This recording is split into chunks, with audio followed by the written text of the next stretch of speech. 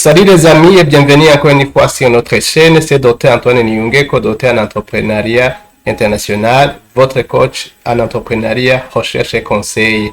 Dans cette vidéo, nous allons nous focaliser sur comment trouver les instruments de mesure ou sur comment mesurer les variables qualitatives dans la recherche. Vous allez comprendre pourquoi pour un chercheur débutant, il ne faut jamais dire que vous avez élaboré un questionnaire par vous-même.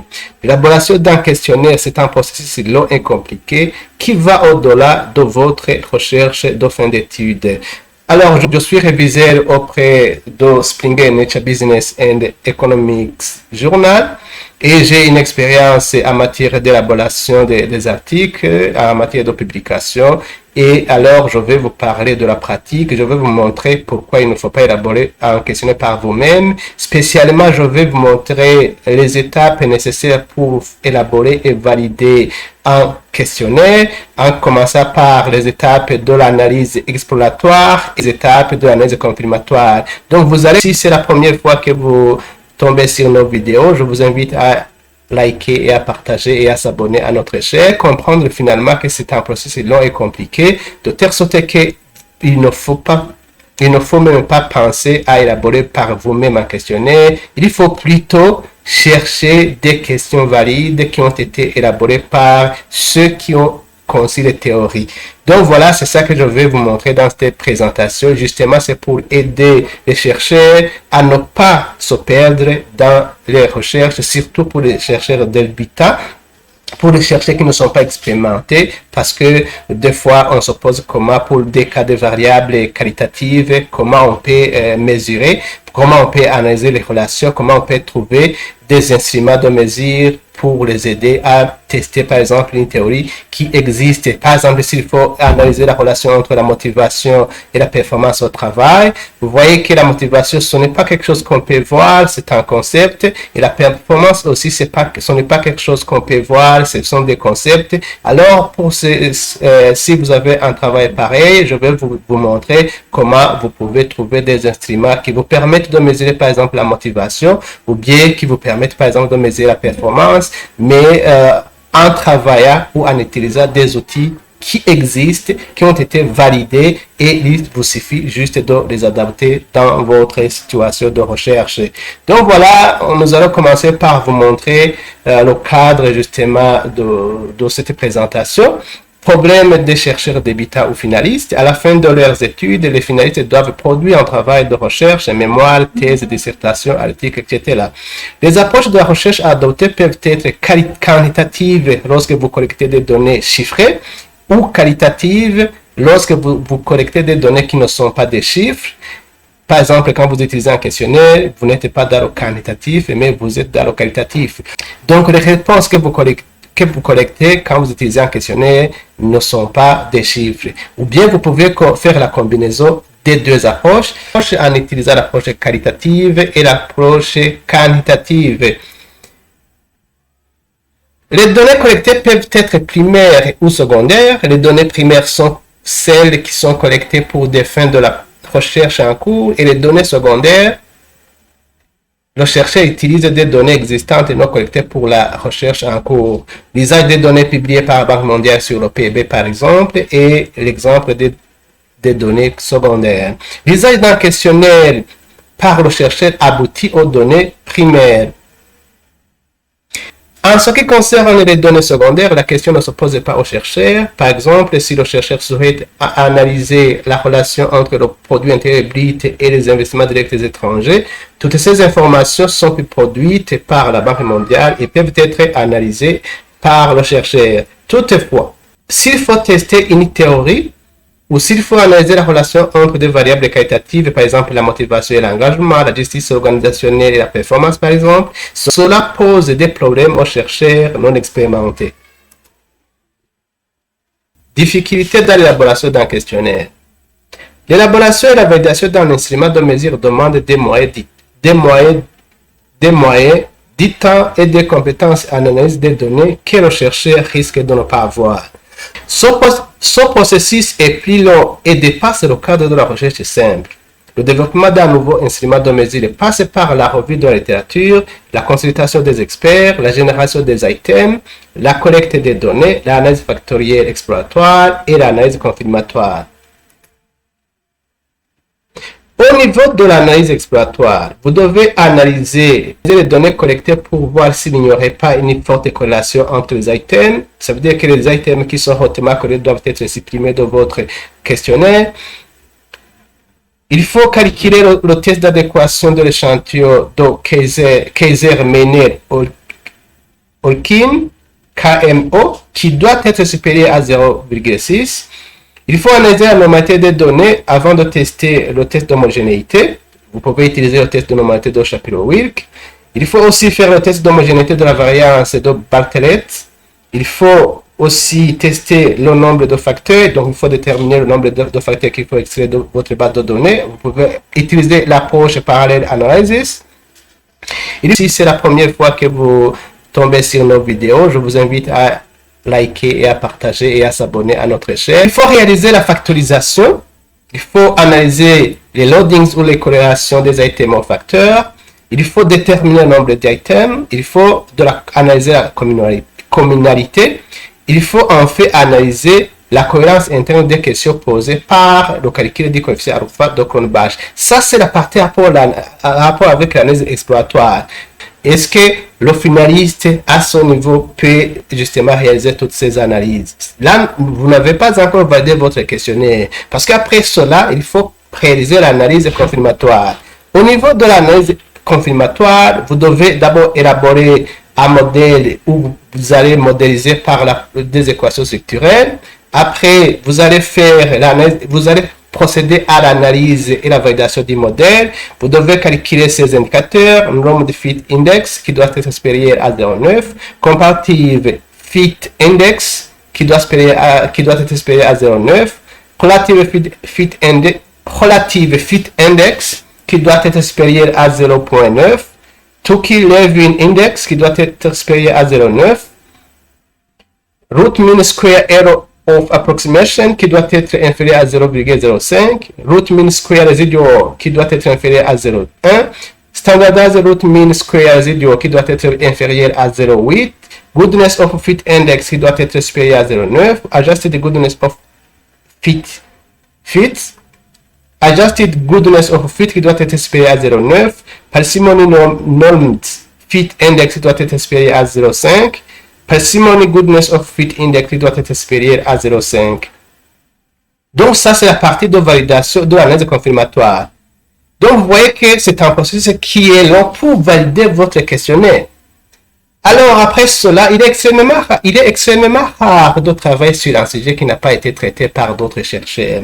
Il existe des instruments de mesure qui ont été conçus et validés. Il faut les chercher et les retrouver dans les mémoires, dans les thèses, dans les dissertations, dans les articles, etc.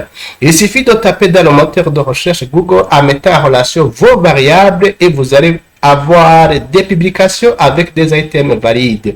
Il faut les adapter en citant correctement là où les sources, là où vous avez trouvé ces items. Par exemple, si vous voulez analyser la relation entre la justice organisationnelle et la performance des employés, il faut taper dans le moteur de recherche quel est l'impact ou quelle est la relation entre quel est l'impact, quelle est la relation, quel est l'effet de la justice organisationnelle et la performance des employés. Quand vous tapez dans le moteur de recherche, vous allez voir des publications qui ont été réalisées. Mais des fois, ces instruments sont en anglais. Il faut essayer de taper aussi en utilisant la langue anglaise. Par exemple, vous pouvez taper what is the relationship, what is the impact, what is the effect of organizational justice on employee performance. Donc, vous tentez de taper, de rechercher en français et en anglais et en essayant de varier les termes, mais en gardant vos variables dépendantes et indépendantes dans le moteur de recherche. Ici, par exemple, la variable indépendante, c'est la justice organisationnelle, alors que la variable dépendante, c'est la performance des employés. Ici, je vais vous montrer des exemples pratiques où j'ai pu relever pas mal d'items. pour justement illustrer cela. Par exemple, si vous voulez analyser l'auto-efficacité, ici, par exemple, moi, je vais les retrouver à la page 29. L'auto-efficacité, ça relève de la théorie de Bandura, et ça revient aussi implicitement dans la théorie du comportement planifié, et ça revient aussi dans la théorie de motivation de Vroom. Donc, vous voyez que vous allez avoir des items qui ont été validés justement pour tester l'auto-efficacité. Donc, dans la théorie du comportement planifié, il y a l'aspect rapport avec ce qu'on appelle Perceived Behavior Control, c'est rapport avec justement l'auto-efficacité. Et aussi dans la théorie de Bandura, justement, qui a travaillé sur cela, voilà les items qui existent et qui ont été déjà réalisés, je pense que c'est autour de 29, je vais voir à partir de 29, je pense que cela me dit autre chose, mais voyons, voilà, je vais voir. Vous voyez que même cet auteur-là, il a cité justement là où il a trouvé les items.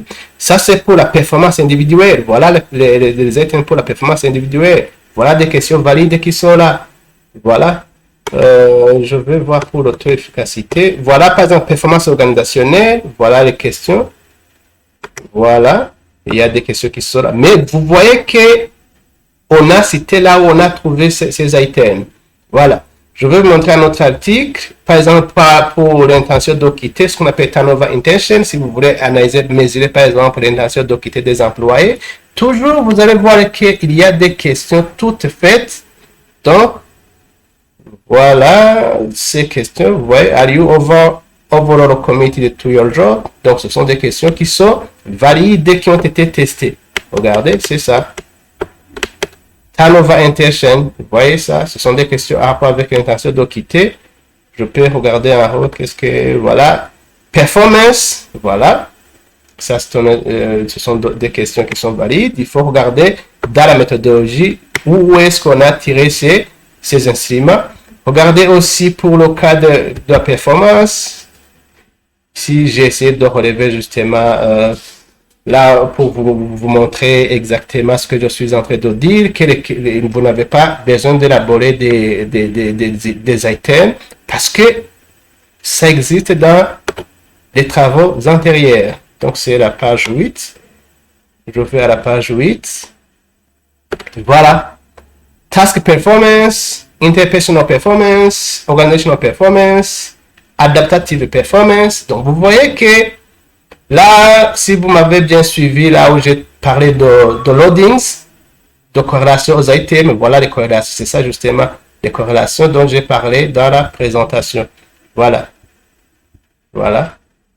Ça, vous voyez que ça existe. Vous n'avez pas à chercher. Ça, c'est pour la performance. Si, par exemple, je vais organisation, ici, vous voyez, ici, la justice organisationnelle. S'il faut mesurer la justice organisationnelle, je vois ici, c'est loin, mais je vois là où je peux retrouver facilement ça. Je vois la page ici, page 8. Justice organisationnelle ou Organization Justice en anglais. Je vois, il y a des questions qui ont été réalisées. D'ailleurs, ces questions de la justice organisationnelle ont été développées par cet auteur. C'est lui qui a fait l'instrument de mesure. Donc, je vais voir au niveau de la page, je dis 8. Voilà. L'instrument de mesure, par exemple, de la justice organisationnelle, Voilà les questions originales. Voilà. C'est ça, par exemple. Ça, c'est la première, le premier item. Voilà le second. Ça, c'est l'original. Les autres sont des traductions. Voilà. Voilà. Et vous voyez, ça continue la justice procédurale, justice distributive, justice interpersonnelle et justice informationnelle. Voilà. Tous les items sont là.